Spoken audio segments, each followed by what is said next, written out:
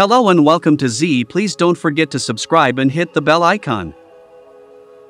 Greetings from one of the most influential and dangerous eras in history. The period of the Cenozoic. The ocean is home to enormous animals like megalodons and woolly mammoths, along with a few more animals that you may know a little bit better. Later on, though, more on it. Now let's buckle up and take a trip back in time to the Cenozoic period. Here's what might occur in this hypothetical situation. Alright, so you are 66 million years in the past now. You have just missed a few million years in the age of dinosaurs. They are now extinct after being destroyed by a massive meteor. That doesn't imply, however, that other life hasn't managed to survive. New animals emerged as a result of the dinosaurs' demise. Mammals. Indeed, primitive mammals emerged in the early Cenozoic and went on to diversify into several evolutionary niches. Let's investigate and look them over. During this period, one of the most well-known animals was the megafauna.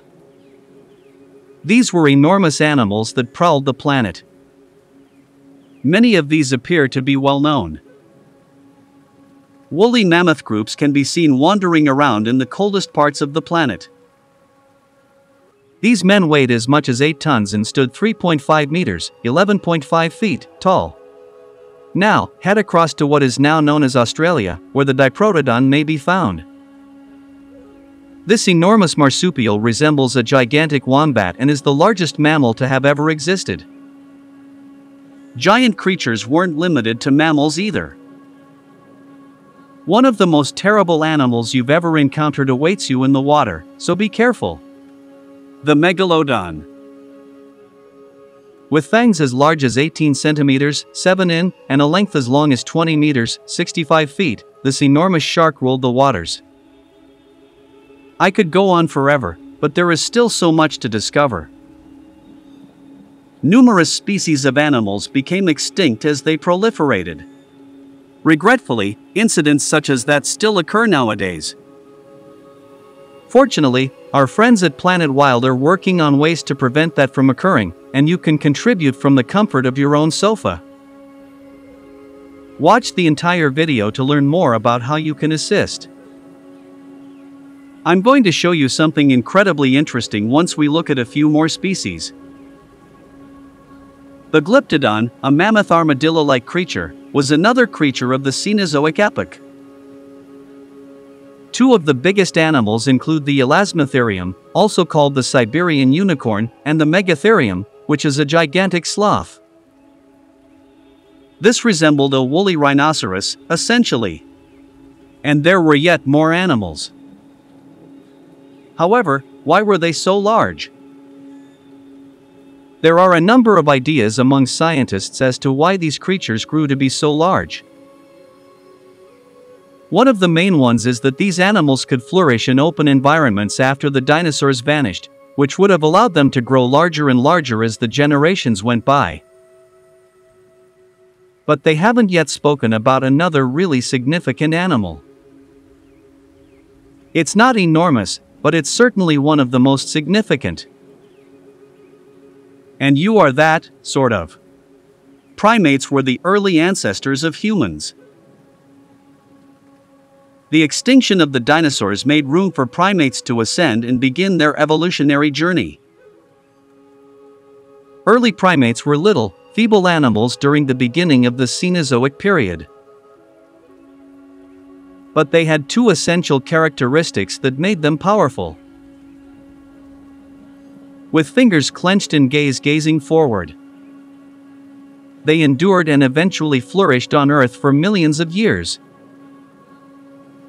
As a result, primates became more diverse and new species appeared.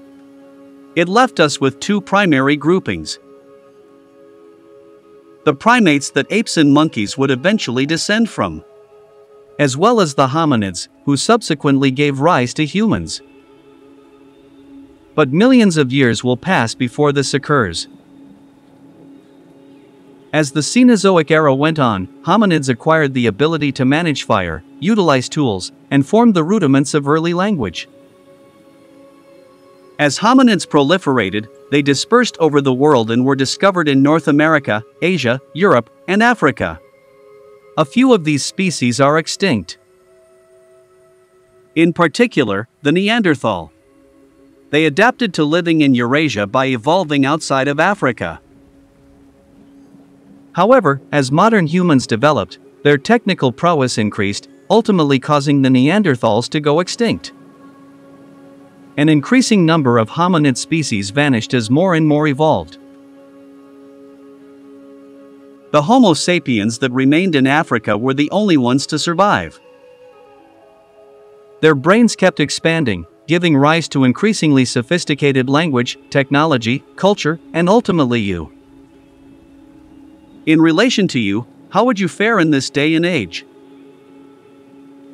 It would be useful to understand the components of the Cenozoic era in order to do so.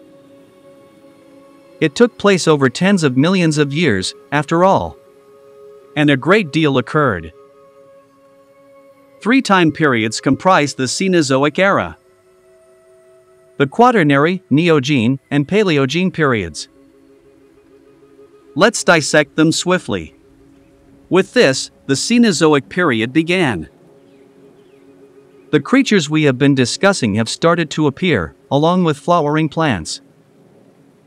And beware of those eerie-looking insects. As they have been doing for many million years, the tectonic plates of Earth are still forming continents. Africa and South America would keep apart. And the formation of the Himalayas would start. The weather would be pleasant and warm overall, but as you enter the following age, that would begin to change. Alright, so the hominids we mentioned before have emerged, and more contemporary flora and fauna have started to develop. The primary observation that will catch your attention is the increasing temperature. During this time, ice ages are occurring increasingly often. There were several ice ages and interglacial periods throughout this time. The Earth had many periods of cooling and heating. More than ever before, humans and the huge beasts we previously discussed had an influence. The Anthropocene, another name for this era, acknowledges the profound influence that people have had on the environment and geology of Earth. So, how would you fare under these circumstances? That would be a lot simpler, though, than if you were to live in an even more distant era. There was more oxygen on Earth hundreds of millions of years ago, which would have made breathing more challenging. Fortunately, though, you don't have to worry about that. All you have to worry about are the enormous creatures who are out to get you, the erratic weather, and the strange meals that may turn you into a food poison. It seems simple, doesn't it? With any luck, you'll be able to get along well with early hominids and become a member of their tribe.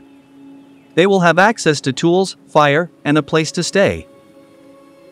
And in the event that you are unable to accomplish that, locate a cave, build a fire, and wish for luck.